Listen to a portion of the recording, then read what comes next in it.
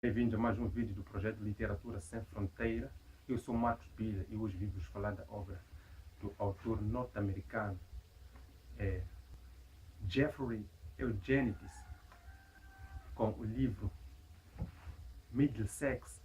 No caso deste livro aqui, saiu pela chancela da Don Quixote Editoras e é uma história muito interessante. Em primeiro lugar, neste livro com o título Middlesex, que eu vou falar aqui é o aspecto do narrador. O narrador que temos neste livro é um narrador numa posição prefetal, ou seja, o narrador conta-nos a sua história bem antes deste narrador vai voltar o tempo da sua existência para 1922 e vai nos contar a história a partir dos seus avós. Os seus avós, o marido, o avô dele se chama Lefty, que é um diminutivo de um nome que não gostaria de citar, e a irmã desse avô, que é a avó dessa nossa narradora, que se chama Desdemona. Ou seja, estamos perante a um casal, somos representados um casal que se chama Lefty e Desdemona, que fazem o papel dos avós dessa nossa narradora, que é um narrador no fim das contas. Que viviam numa zona, numa aldeia de alguns na Grécia, que abandona a sua aldeia por causa de uma guerra que aconteceu entre a Grécia e a Turquia. E esse casal de irmãos são obrigados a emigrarem para os Estados Unidos da América, onde serão recebidos por sua prima, uma Sormelina, que estava a viver nos Estados Unidos da América. Durante a viagem que esse casal fez no navio, fingiu não se conhecer e fingiram também se conhecerem pela primeira vez ali dentro do navio. A Desdemona criou um grupo de amizade no lado feminino e o Left também criou um estilo de amizade com o lado masculino, que dos grupos que estavam aí a viajar. Eles criaram uma situação de estarem a se conhecer pela primeira vez, estarem a namorar pela primeira vez, e eles namoram, inclusive casam durante a viagem neste navio até os Estados Unidos. Eles ficam a casá-lo, e quando chegam nos Estados Unidos, segredam a sua prima que estava à espera deles no porto, que se chama Sormelina, como já disse. Eles dizem que se ficaram casal e a prima ficou assustada com aquilo e eles pediram para a Sormelina que guardasse esse segredo com eles. Então, é um segredo que ficou só entre o casal Desdemona, Left e a prima Sormelina. Um segredo que ficou mantido segredo e a única outra pessoa que ficou a saber desse segredo é o nosso narrador. Ou seja, nem os próprios pais deste casal, aliás, nem os próprios filhos deste casal não veio a saber de que, afinal de contas, os seus pais eram irmãos. Temos essa polêmica aqui nesse livro, a partir desse ponto. Esta é a primeira polêmica que está neste livro. Como é que é? O casal de irmãos, um casal de irmãos. É a partir desse casal de irmãos também que se vai discutir, vai se travar uma discussão entre os personagens, que é o facto e que é a resolução o efeito negativo que causa nos filhos um casamento dentro das mesmas famílias, ou casamentos dentro dos irmãos da mesma linhagem. O casal Lefty e Desdemona imigram para os Estados Unidos da América, onde se instalaram na casa da sua prima, Sormelina, que era casada com um chamado Jim Zismo. E depois se mudaram para uma casa onde depois o marido Lefty abriu um negócio de família, que era de um restaurantezinho do bairro. Então, eles tiveram dois filhos, Milton e Zoe, e a sua prima Sormelina teve uma filha que se chamou Tessie. Essa filha, Tessie, que futuramente depois vai se casar com o Milton, que é mais uma repetição de alguma coisa que aconteceu já há muito tempo com o casal Desdemona e Left, que é casamento entre primos. Então é mais uma polêmica que temos aqui. E aquela conversa que eles andavam a ter do escândalo que é casar entre famílias, os filhos deformados que um casal entre famílias, dentro da mesma família, tem, depois vai se manifestar futuramente, que é o filho que o Lefty, que é o filho que o Milton e a Tessie depois vão ter, que é esse nosso narrador dessa história, que é um gay. Então essa é a aberração que a família teve por ter se casado dentro da mesma linhagem da família. Aqui nessa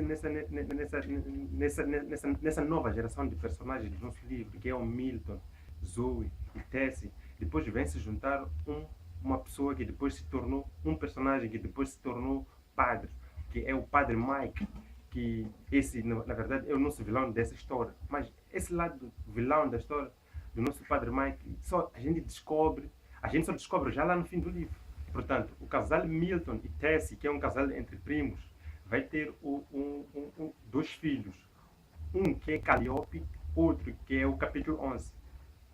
Capítulo 11 é o nome dessa nossa outra geração de personagens, são esses dois irmãos, Calliope e capítulo 11, onde Calliope é a nossa narradora, o nosso narrador dessa história.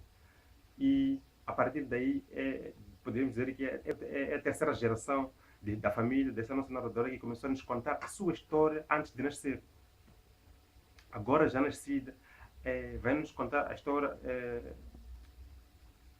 de como é que vive o casal Milton e Tessie. E como é que tem sido a relação entre irmãos, uma vez que a nossa narradora, Calliope, tem um irmão que se chama Capítulo 11. E Capítulo 11 é um nome de personagem que eu achei muito criativo na parte desse nosso autor, porque nunca tinha visto nenhum nome idêntico. Porque neste livro temos dois personagens que têm nomes estranhos, esquisitos nesse sentido. Um que é esse capítulo 11, e o outro que é o Objeto Escuro.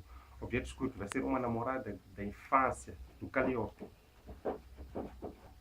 Temos uma discussão muito aprofundada do gênero neste livro, que isso era natural, uma vez que Calliope tem uma espécie que nem chamaria de gay nem de lésbica. Eles aqui no livro chamam de espécie hermafrodita, que é um termo novo para mim. E se for novo para si, eu sugiro que vá dar uma googlada e fique sabendo do que é uma pessoa hermafrodita. Para além da discussão do gênero neste livro, temos uma discussão muito aprofundada de uma filosofia islâmica, posso assim dizer, que foi ministrada por alguém que se chamou Fard Muhammad, que depois foi sucedido por um muito famoso norte-americano que se chamou Malcolm X. Essa é uma discussão que eu sugiro que vá ver propriamente no livro, porque tem muita propriedade sobre esse assunto que não posso gastar o vosso tempo falando esse assunto aqui. Em forma de conclusão deste vídeo, eu vou fazer aquilo que eu sempre faço, sempre que pego num livro pela primeira vez, ou sempre que eu termino de ler um livro, que é relacionar o título do livro com a história que está dentro do livro, com o enredo do livro.